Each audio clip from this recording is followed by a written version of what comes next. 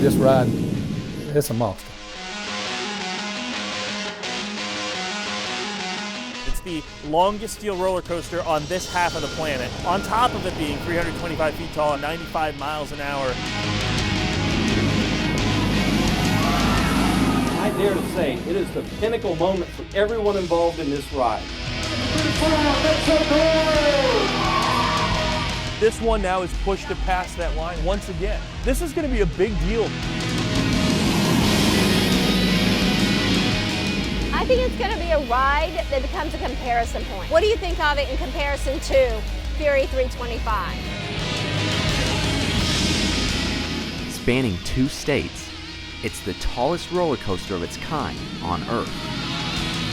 Yet, its skyscraping 3,000 tons of steel represent more than a milestone status, but the lives changed along the track to greatness. Now, you're about to meet 5 of the people this ride has left a lasting impression on, from the brainstormers to the thrill conquerors,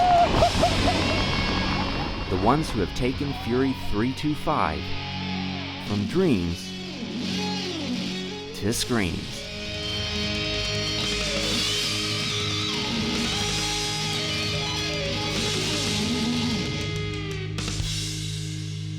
Once you have a taste for working on a project or working within a park, you either stay for about a couple months and you don't like it, or you stay for life. That's kind of my story. For those of you not born, be seated quickly, buckle your seatbelts. For Rob Decker, the ride starts years before guests load into a new coaster at one of Cedar Fair's 11 amusement park properties. I'm an architect hired by a company that was working on a big contract, and I wasn't sure that I would want to work in this industry, but that contract was Universal Studios Florida, and that kept me busy for like a year and a half, but it just seemed interesting. The train is locked, station clear, scanning, dispatch. Straight through the industry. My boss then was Lee Jewett, a longtime designer, masterful things with Cedar Fair, and he was looking forward to retirement. And my name came up and came in and interviewed.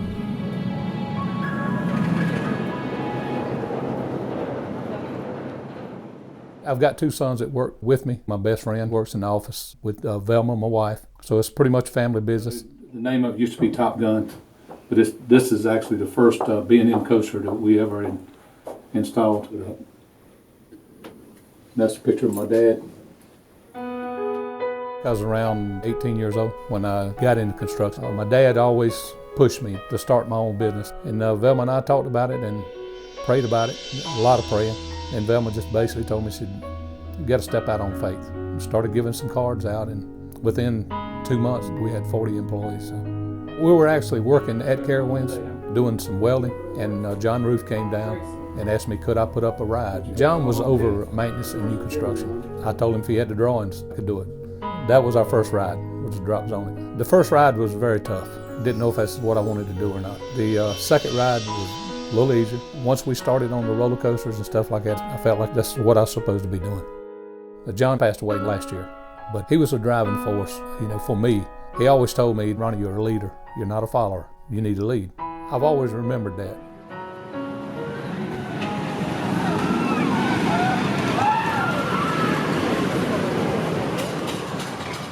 So I started working at Dorney Park when I was 14 years old. My sister was working in merchandise and I had a ride. And I thought it'd be really cool to work in the games department because I always liked playing games when I was a kid.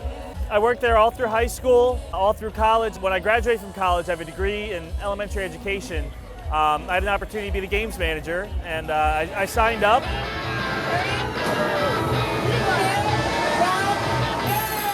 Eventually, I was given the opportunity to be the general manager. That's the finish line. Dream job right there. Check the box, I'm good. And then I got a phone call last year, and it was our COO, and he said, hey Mike, how you doing? Good. He said, how's your weather today? You gonna have a good day at the park? I said, yep. He said, what do you think about Charlotte? Charlotte's a great park.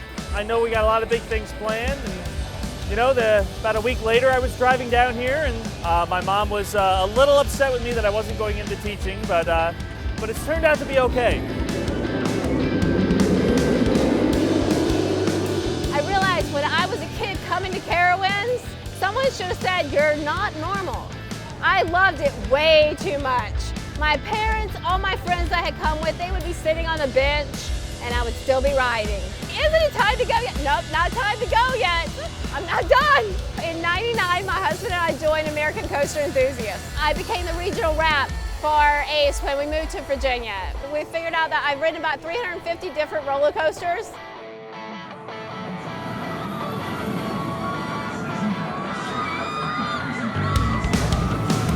My love for amusement parks started when I worked at Valley Fair in the summer of 1999. It was a ride operator. I really had no clue what roller coasters in general were. I just needed a summer job. After that summer, we heard about a place called Cedar Point building this massive first giga coaster ever built. And we said we need to take a road trip next year. And so we did. I fell in love with the coasters and the coaster community. It had me involved in several websites, doing podcasting, YouTube videos. I've been running around ever since, just riding roller coasters. Every roller coaster enthusiast has their coaster count, and I'm over 300 roller coasters now. In the heart of the Carolinas, a 1970s vision known as Carowinds had come into a new era under the flags of Cedar Fair. Now, Rob Decker had the monumental task of helping lead the park into a new era of thrills that would echo around the world. We had developed Intimidator in 2010, which is a hypercoaster. We raised the bar a little bit there, made it a little higher than some of the others. The Carolinas just responded so positively that we had great reviews and high demand for the ride. We elevated the attendance level, and we were very pleased with that lift and then how it sustained.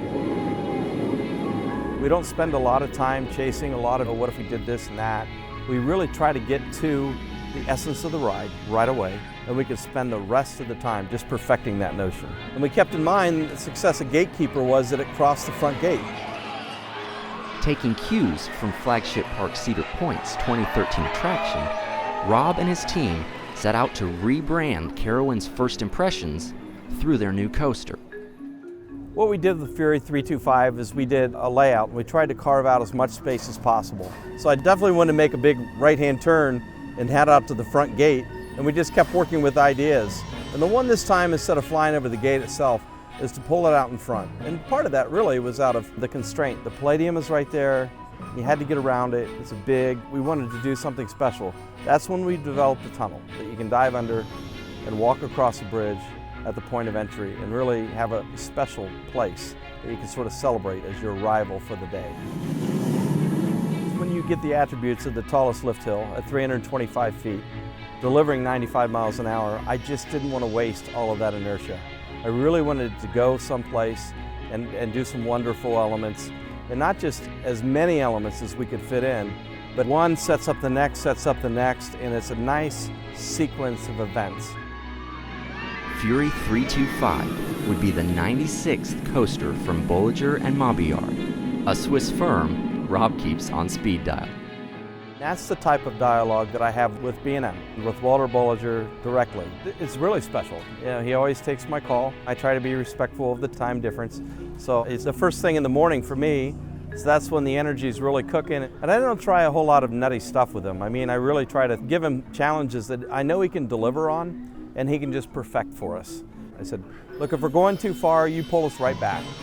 And so through this process, we kind of did a sketch and sent it out. Something came back. We moved a couple pieces. And one example is where you cross the bridge and it flies over. That was on the opposite side. It was on the parking lot side in one of the first schemes.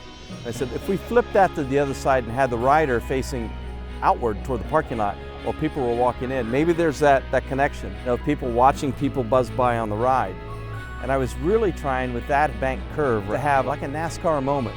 It seemed to fit with the Carolinas.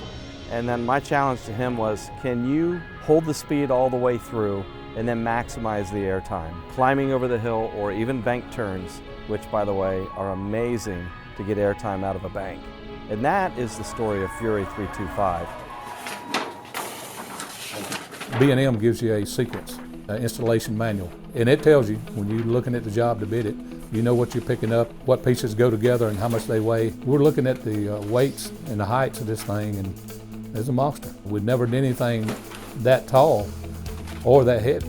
The drawings on the Fury 325 is probably this thick. You know, the coaster community is kind of crazy. It's the only kind of place where the second you start seeing markers on the pavement, you start seeing spray paint, you start seeing flags on trees, they start reacting. It could be a bathroom, it could be a 325-foot Giga coaster. You never know what's going to happen. The coaster community follows all of it, from the construction of a bathroom to, oh, it's just a bathroom, to this is something bigger than a bathroom. And you don't get the whole story until that announcement day, where you log into your computer, you sit down and you patiently wait for Carowinds to say, guys, we can finally tell you, we're building Fury 325. I'd heard stirrings of a new coaster, a huge investment. Then when the big announcement came last August, I was in awe. It's the first time I've seen a real transformation in what this park has always been. The excitement through the winter, to know that this was built in 9 months blows me away. With the better part of 8.5 acres stripped down to the dirt, Ronnie and his crew started on the challenge of a lifetime. Right now we're in week number 3, unloading all the track steel, and probably a week and a half of actually erecting the steel. Approximately 10 to 12 pieces of track are in. Tomorrow we'll be setting the base of the station. Probably Friday we'll start erecting the lift. That's a heck of a challenge. I think all the guys are looking forward to it. All my guys are veterans. We've been through a lot of projects together. This is 107, the finish, and watching the ride run and no problems at all, and people enjoying it, and you know, my guys actually riding it themselves. That's what I look for. We were moving stuff around in the parking lot there one day, and I just kind of looked back. The thing was nowhere close to being as high as we were going, and I was kind of sitting out there saying, this thing is huge, you know. When you get the drawings, you kind of look at them, but until you experience that 300 feet, it just doesn't do it justice. We started up the lift, and it was a beast. You got a crane that's picking up 100,000 pounds, and then you build a column that weighs 240,000 pounds. At one time, we had 5 cranes. Near the top, we had columns that spaced out 5 or 6 pieces of track, so that was definitely a challenge. You had to fly one in, let that crane hold that piece while you try to fly another one in and hold it, and then you got cranes holding everything else, and then you got to get your guys up there, put it together. And the piece went in. I mean, it floated right in. It makes you feel good when you see something like that happen. It's a little bit nerve-wracking to watch all that big stuff go in the air. You got to have good guys. You got to pray for your guys every night. Pray for them to be safe.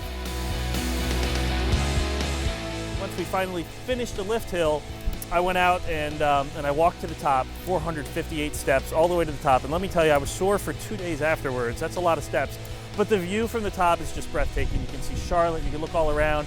And I got to look straight down that drop, 81 degrees. It looks like you're gonna go straight into the earth. Honestly, you know, I can't wait to ride that. There's over 2 years of planning that goes into building a roller coaster of this magnitude. 50 engineers working on it, on top of it going through 2 different states. So there was quite a lengthy approval process. We did things to put ourselves in a position to have things ready. You know, we closed the North Gate last year during Haunt, which is our busiest time of the year, but we did that so we could get a jump on the projects. The biggest struggle is just things out of your control that can affect what we end up doing. You worry about the weather, because if we get snow or if we get rain, we lose construction time. And we want to have the ride ready for the opening of the year. We wanted to hit 325 for the media day. When we put the final piece in, I actually had hold to the rope guiding the piece in. My son Travis was up top. It dropped in, we had an 1/8 of an inch gap for the track to float in, which is perfect. From start to finish, there's a lot of work putting a roller coaster up. When you finally put that last piece in, you know that your guys are coming behind torquing and buffing the track, and it's finished. It's definitely a sense of relief. Today we put the very last piece of track in. 6,602 feet of track are now here at Carowinds for Fury 325. Makes it the longest steel roller coaster on this half of the planet. That doesn't mean we're ready to ride. We have to make sure that all the bolts throughout this whole ride are torqued to 590 foot-pounds. We have to grout all of the foundations in place. The wiring, pneumatics, the ride control system. There's a lot of time and testing that needs to go in yet. So we've got a couple of weeks before we're ready to start running any trains, but I can't wait. If you're in our industry, you want to be a part of change and excitement, and that's why I'm here. I just had to come to be a part of it. Do you wanna go faster? Yeah! So I get a phone call. I'm at Cub Scouts with my son Carter. He's 7 years old. They said, hey Mike, it's ready. I said, buddy, we gotta go. And he said, but Dad, we're in the middle of a bowling game. I said, Carter, we gotta go. They're ready to run Fury. We drove down here from Rock Hill. And finally that moment came where we made that decision, okay, we're gonna go up to the queue line, we're gonna get this over with. I had this almost awestruck moment watching that train run for the first time. I was so excited, just couldn't even contain myself. Jumped in the front row for my first ride. I was very lucky. You get strapped in, you're ready to go, you get to the lift hill. And the lift hill's faster, I think, than you anticipated, but it still takes a long time to get to the top because, I mean, that's 1,100 feet of chain. So I'm like, wow, this is a climb. You're looking straight up in the sky, you got news copters flying around. I could really feel that anticipation building up. Everybody on the train has the same passion for roller coasters that you do, so you hear them talking and clapping. You're contemplating your decision the whole way to the top. You get to the top. It didn't hit me until that moment when we crested the hill and I looked down and saw that drop. It feels like it bows in a little. Airtime on that first drop, you go up, you get in the first turn, airtime in the turn, it defies some things that you would normally expect. It's like a side airtime that it does. It just whips you, not in a way that normal coasters do. And then you get to weave through and fly by the main entrance gate, go through the turnaround, under the hive dive. I got so excited about the 91-degree overbank turn that I missed the tunnel completely. And I went, whoa, I missed the tunnel. So I said, I gotta ride it again. It switches from excitement to just trying to capture all of the moment. And you never do in the first time. 3 really big elements of airtime before you get back. The head chopper and the helix. After a few rides, I get to see all those little elements and all the little details that really make the ride such an amazing experience. And then you have to ride it the second and third time just to start capturing all the nuances. The ride is phenomenal, and it cost me a brownie sundae on the way home. Unfortunately, Carter's just a little bit too short, so he didn't get to ride it with me. Fittingly, on 3/25/2015, the ride is unveiled to media and special guests. Now, are you guys excited for Fury 325? I am so excited that you're here with me today to unleash Fury 325, the world's tallest and fastest giga coaster. Now, when you look at this gigantic, record-breaking, colossal roller coaster, please remember, it took hundreds of people, thousands of hours in order to put this ride together and bring it to life. I do appreciate my role because I have the opportunity to work with an incredible team, very creative and very dedicated individuals that work on every major attraction in our 11 parks around Cedar Fair. So here we are, we're at the finish line. Finish line for us is really the starting line for you because we hand it over to you today.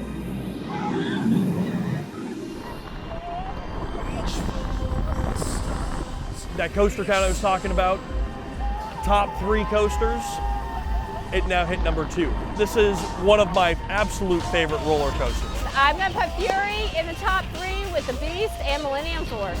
That has to be one of the best coasters I've ever been on. That was phenomenal. This is gonna be a big deal. Coasters, you know, they always go up and they're like, there we are. And this one now is pushed to pass that line once again. It's one of the first rides that I remember in a long time. It's so encompassing. It's not about its speed. It's not about its height. It's about the whole package it provides. Even the general public will sense there's something special about this. It's going to be something everybody will remember. I think it's going to be a ride that becomes a comparison point. Almost the history Millennium Force has held for the last 15 years, I think this is going to be one of those rides. What do you think of it in comparison to Fury 325? On the North Carolina side of the park, 1,470 riders an hour secure seat belts and clamshell lap restraints before it's thumbs up. With 32 passengers loaded into one of 3 trains, Fury moves out of the station and toward the world's tallest lift hill. Once the chain starts pulling riders skyward, it's a quick 40-second climb to the full 325 feet. The park sinks below on the right as Fury 325 eclipses Intimidator's 232-foot lift hill, the Sky Tower's 262-foot tower, and even wind seekers 301-foot heights. To the left, the skyline of downtown Charlotte becomes visible 10 miles in the distance. Finally, the crest of the hill approaches. Relentlessly, Fury catapults riders out of their seats as it descends 32 stories, then climbs into a 19-story barrel turn at 95 miles an hour. With sheer blinding speed, a bank over the entrance into South Carolina provides rare lateral airtime, then another bank in the opposite direction sets riders up for the overbanked horseshoe turnaround and hive dive under the entrance.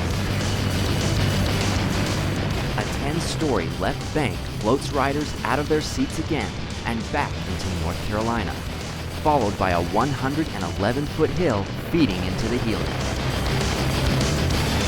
Banking right, the train narrowly misses a white column, completing nearly 360 degrees straight into a camelback over the first drop.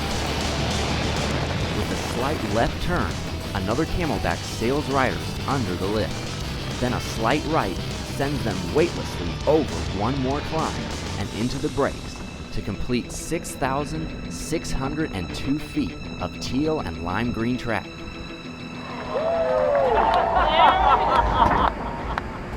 When we started on the first ride, it was definitely a challenge. And I never thought that's what I would be doing. Been around a pretty good bit, and I've enjoyed it. I mean, I love putting up roller coasters. But to be honest with you, no, I didn't think I'd ever put one up this big. One of the things I'm most excited about is coming and seeing that excitement of everybody just right when they get to that entrance and the coaster's right there above them, hearing the sound of the track, hearing the screams. I can't wait to see that excitement. This is the greatest job in the world. I mean, our job is to give people memories. People come to the park and they remember that first roller coaster. They remember when they were finally tall enough. You know, they get their pictures taken. They celebrate your birthday. Some people go and get married on roller coasters. I mean, there's no better place. There really isn't. Most satisfying, the way I feel, is working with my family. At the end of the day, knowing that, you know, you accomplished something and, you know, something that's going to make some people happy, it has definitely been a blessing to us. And I thank the Lord every day for it. It's not a job you can leave at work. I'm always at home, I'm always on the computer, I'm always doing stuff. I want to be a super dad and still have this kind of responsibility and job, so I take them both very seriously. Sometimes my wife will say, "You're still thinking about work, right?" I said, "Yeah, but I think I've got something really cool going on." Your mind's always locked in. I am fortunate with all the hours and the demand. It's still my schedule, and I didn't miss cheerleading, I did not miss a track meet. I really had to be there because of those moments I wanted to share with them, you know? My son would say, "Dad, you don't have to come, you don't have to know." And then I would see him line up and he would look around, you know, so.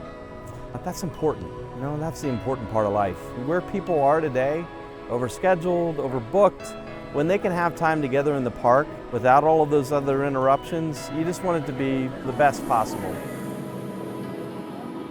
When you look up there, you see everybody up there and everybody's smiling and they're kicking their feet and they're waving and they're happy and they're going around and around and they keep re-riding. You know this ride has definitely hit the mark. It's forever changed the landscape of one major amusement park, redefining careers, dreams, and hobbies along the way. It's the common bragging rights that both Carolinas can call their own. It's the journey of an unprecedented monster. From dreams to screams.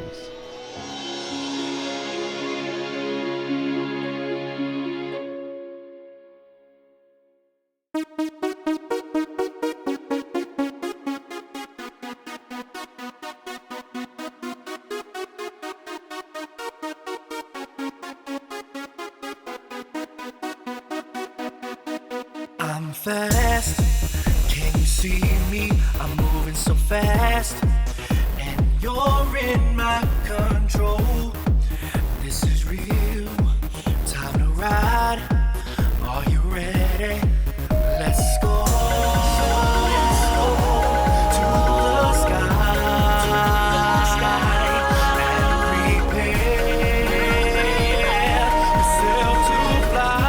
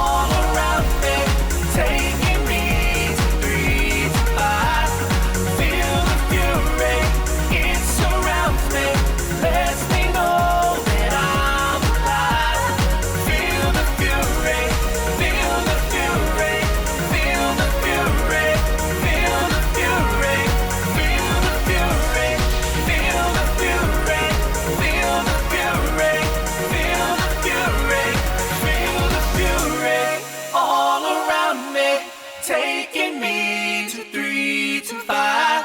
Feel the fury, it surrounds me, lets me know that I'm alive.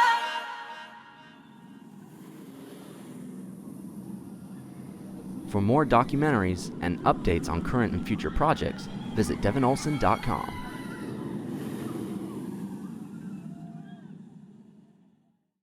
Are you gonna ride Fury when it's? No. But I'll be there when all my guys will ride it. Honestly, I thought it was okay, and I really didn't. No, I'm kidding. We're at negative 21 dB. Not negative 21 dB. I can't believe we're at negative 21. You're at negative 21. Wow. All right. It feels more like maybe about 55 or 60, but Give me Is this all crap? I feel like some sort of a state. My daughter's first ride on Millennium Force, she said, "Get me off of this thing now." And I said, "It's a little late, we're on the left hill." And we had to go.